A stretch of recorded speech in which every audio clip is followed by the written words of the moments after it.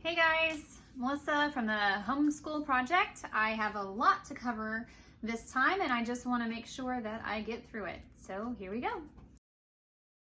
We start our morning routine. Bible was first, but then we go to our unit study, which is on Asia this year. We use an interactive Asia map. Sometimes they don't want to do it, but then sometimes it's we usually do it only on Fridays. But I'm actually learning more geography of Asia that way. But we have their clipboards and we go through the unit studies from Gather Around Homeschool. And I love it. A lot of people actually use that type of curriculum for their whole year and all of the subjects. But I just use it for our morning basket, and I'm focusing specifically on the Asia unit study. I love it so far, and everything seems to be working great. And we pair it for each week that they study it. That's a different country. We get living books from the library or from Amazon. This one, all about the Philippines, has been a really good one. We like that one. And then there's a few others that I want to get, and then some others that I'm getting for our next week coming up, Indonesia. We're halfway through that study. So on Fridays, instead of doing Asia, our Asia unit study, we actually switch it out and do Chef Academy. This is, I think, from an Usborne book. I really like it. It just has a little blurb of information, a little activity to go for each page. So we do that. And then we move on to, after we do our Asia study or our Chef Academy, we move on during the week. So as you can probably understand, Fun Fridays is a lot of homeschool moms do Fridays a little differently. It's more fun, it's more engaging. We will do those for our field trips, but since there's no going anywhere right now during the quarantine, we are just doing something more fun and more engaging. Maybe that's when we do a lot of our Gameschool movies that have to do with our topics, like I'll get into that. Okay. So then we go to, I use on my app, sometimes we pull out our Duolingo. That's an app for languages, and everybody's chosen a different one to study. I use Drops because they have Tagalog on there, which is what I am trying to learn, which is other than English, it's the other language, the Filipino language based on Tagalog. That is the two national languages of the Philippines. So since my husband is Filipino in origin and my kids obviously are half Filipino, I thought that was very important so they can understand their cousins when or if we ever get to go to the Philippines. So then I actually use, because I have a background in Spanish in learning, I taught it, I didn't teach it, but I was an interpreter for a mission trip before, and I actually studied it in college. I forget that I actually am semi-qualified for this, but when I remembered it when I started going through Spanish 1, 2, 3 Teach Me. It's an online program. It's not even a program, it's just an online website that has all the curriculum, kind of step 1, step 2, lesson 1, lesson 2, and it's pretty easy to go through, and my kids are learning a lot from it. So I'm really excited about it, just introducing them to the alphabet right now, so that's been good. Moving on, speaking of culture, one of the things that one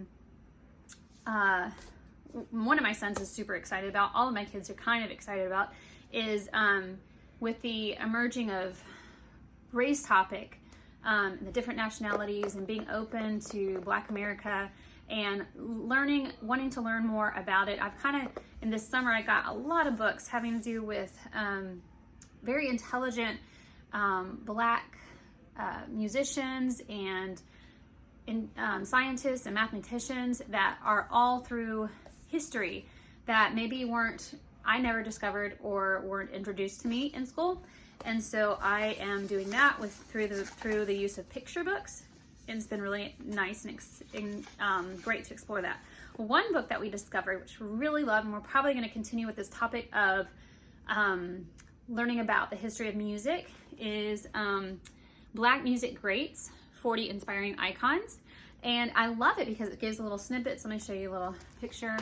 gives little snippets of who the person is, and let's see, this is the Sugar Hill Gang, and then it gives what they're known for, some of their discography, and then after each one, we then play one of their best, greatest hits or whatever, and so that they can hear what it is, and then they say whether they like it or they don't like it. So it's kind of neat because one of my sons is completely enthralled with Diana Ross, and he like totally wants to get her autograph, and I said, I think she's passed away, so yeah, that's probably not possible. So, but he really is a big fan. Okay, then my daughter, she wanted to learn a lot about all about feelings. So we actually went through a book called All About Feelings. We're already done with that book, but we have stepped into one that kind of came in the Usborne pack. It's all about families, and there's another one all about friends. And so I decided to go ahead and continue with the series. I'm not as big of a fan of this one because it's definitely not Christian based. I mean, it has two moms, two dads.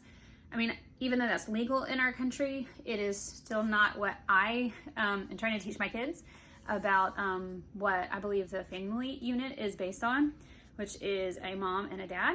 And I know there's plenty of other even godly examples, like a widow and divorce. You can't really help if someone walks away from you, all that good stuff. But there is a certain choice of dealing with homosexuality, and that I just am not a fan of this preaching like it's the norm, because it's not a norm for our family. It's not a norm for what we teach. It's not a norm for my religion. And so it's really not religious based. It's definitely secular. It's definitely lawful as far as the legal sense, not according to the moral law of my God. So this would be a no as far as recommending for that reason, but unfortunately it came with the 3-pack, and it still opens up conversation for my kids and everything, but I felt like I had to address it. So that's kind of annoying. But the All About Feelings one, just buy it separately. It's actually a really good one. So then we have over 200 questions children ask about God in the Bible. This is a series that we have had around. There's a lot of books along the series that we really like, and it doesn't matter if you don't exactly agree with all the answers that they give. These questions are really good because it opens up conversations for kids. So I really like that for that reason. And the answers aren't out there, so just so you know. I do like that. So this is for one of my kids that actually wanted to have time to ask questions. That was like really big interest for him this year. And another one that I got from a friend of mine. So this is not one I bought. It's just someone that gave me. And I'm so glad they did, because it's been super helpful to really migrate through this season. So it's called Coronavirus and Christ by John Piper, and it's been super cool. It's great for probably older kids, like preteen to teen years, to really talk through what's going on in the light of Christ, in the light of eternity, in the light of like what is suffering, in the light of Christ and what that means. Where is God in all this? This is wonderful for and it's a really short book. It's really short.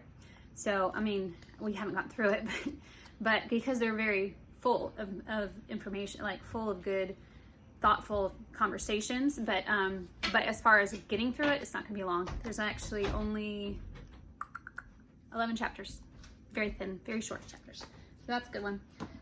Okay, so that's kind of our like morning basket type stuff. And then we, oh, and just so you know, I kind of alluded to it before, but we do throughout the year, we kind of interchange it, intersperse it. I just grab a bunch, whatever our interest is at the time, we just grab a bunch of picture books about that subject, because even my oldest kid loves picture books and are engaged with that. So, and we can get through a topic pretty in a short while. So to give you an example of a picture book that we're going to go through is Starstruck, The Cosmic Journey of Neil deGrasse Tyson.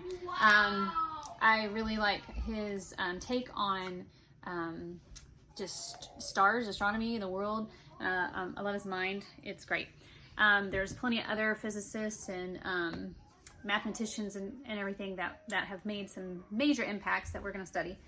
But as their interests change throughout the year, we're going to kind of switch out what picture books we do. I actually have a course called How to Choose the Right Curriculum. It's really meaning how to choose the right curriculum for your family. And if you would like to have help going through the process and deciding which curriculum is best for your kid, if you're still on the fence with some of those things, I really do. It's very inexpensive right now. Super, super effective. It's been, all the students that have gone through so far have really liked it and enjoyed it, and it's not too long. They've been able to breeze through it for the most part, and then hopefully it's simple enough for you to understand. And if you, again, it'll help you grow in confidence in the choices that you're making for your homeschool. Until next time, I'll talk to you soon.